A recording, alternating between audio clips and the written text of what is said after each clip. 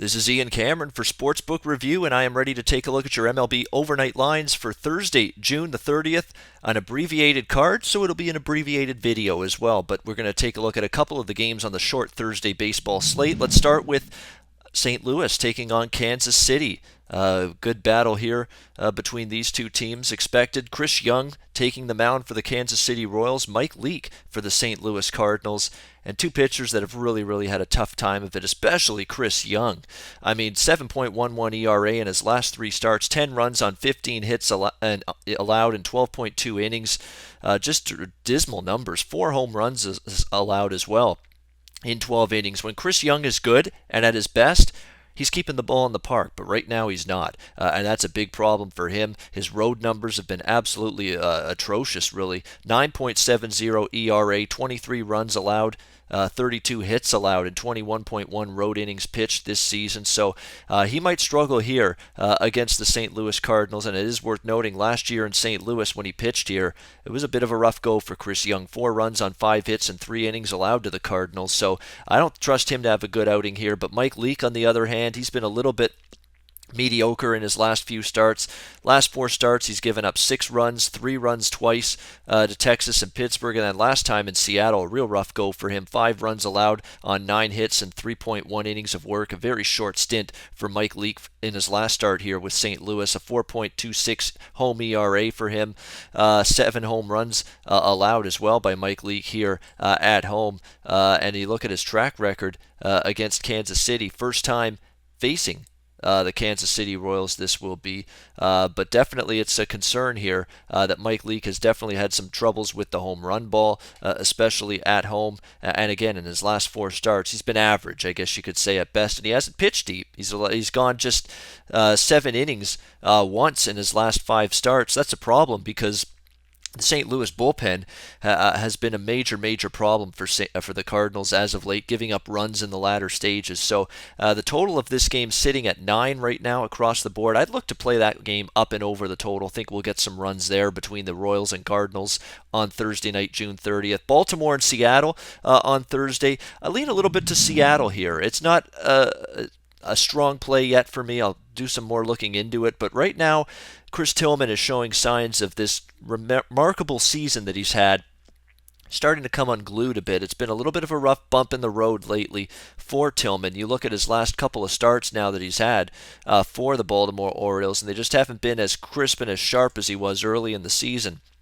Against Toronto, in 5 innings, he allowed 4 runs on 5 hits, and then his last start against a light-hitting Tampa Bay team, 6 runs on 10 hits allowed in 5 innings of work for Chris Tillman. So all of a sudden, you're starting to see the home run ball become an issue for Tillman. He's given up 4 home runs now in his last 3 starts combined. Not exactly a guy that is someone I'm ready to trust at this moment in time. I've made a lot of money with Tillman this year. We were backing him quite a bit early on, but right now it looks like it's time to jump off that train just a little bit. Maybe the innings piling up, starting to affect and impact him negatively right now for the Baltimore Orioles. And on the flip side, we've got Taijuan Walker, who's been a mystery most of this season. He's had some tremendous outings, and he's also been hammered in a couple of outings. However, he is showing signs of turning things around. 2 of his last 3 starts have been gems, and 2 of his last 3 starts against Cleveland and Boston, he shut out the Indians here at Safeco Field in 8 innings, shut out Boston in 5 innings in his last start at Fenway Park. So we're starting to see Taijuan Walker slowly start to improve and turn things around. And it is worth noting Taijuan Walker has pitched reasonably well against Baltimore in the past, especially in his lone start here at Safeco against them, where he allowed just 2 runs in 6 innings against Baltimore. So give a little bit of an edge here to Taijuan Walker over Chris Tillman. So, I lean to Seattle currently at the minus 105, minus 106 price in this game to pick up the victory. Really, other than that, Finnegan and Gonzalez to me could be an over the total game there. Finnegan to me has been a very big mystery. He's been on and sharp in a lot of starts, but he's also been roughed up in a couple of outings. And Gio Gonzalez just is an absolute mess right now for the Washington Nationals. He continues to get hammered, start in, start out. Maybe Cincinnati's a live dog there too. Plus 165, plus 170 at that price. even if their bullpen is lousy, which it still is, they might be worth a small flyer just at that price because Gio Gonzalez isn't pitching anywhere near the kind of form that you'd like to see in a minus 185, minus 190 favorite. That is for sure. So maybe Cincinnati can be live in that game, and it also should have the potential to see some runs scored in that game as well. Same with Detroit Tampa. Jordan Zimmerman and Jake Odorizzi, two pitchers that are struggling of late. Tampa Bay's lineup actually did hit pretty well in the Baltimore series on the weekend, did hit okay against Boston in a couple of the games in that series.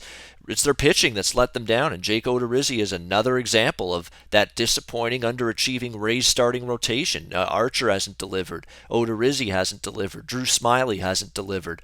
If you go on down the list, it's been just a disappointing season for a lot of these touted Tampa Bay pitchers. Jake Odorizzi's one of them. He just really hasn't been able to put it together consistently at any point this season. So that total sitting at 8. Again, neither bullpen is a lockdown bullpen either, so that game might be able to get over the total.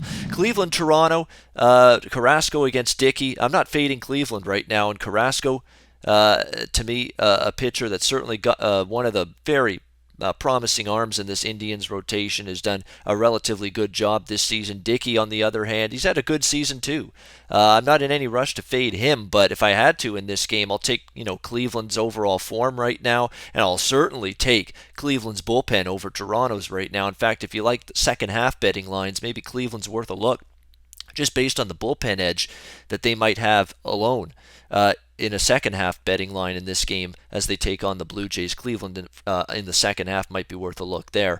All right, that will wrap things up for my look at MLB overnight lines. Taking a look at the games on Thursday, June 30th. I'm sports handicapper Ian Cameron for Sportsbook Review, and until next time, enjoy the games and good luck. Always on the go? Bet365 has one of the top mobile platforms in today's market. Sign up today and don't let your busy life keep you out of the game.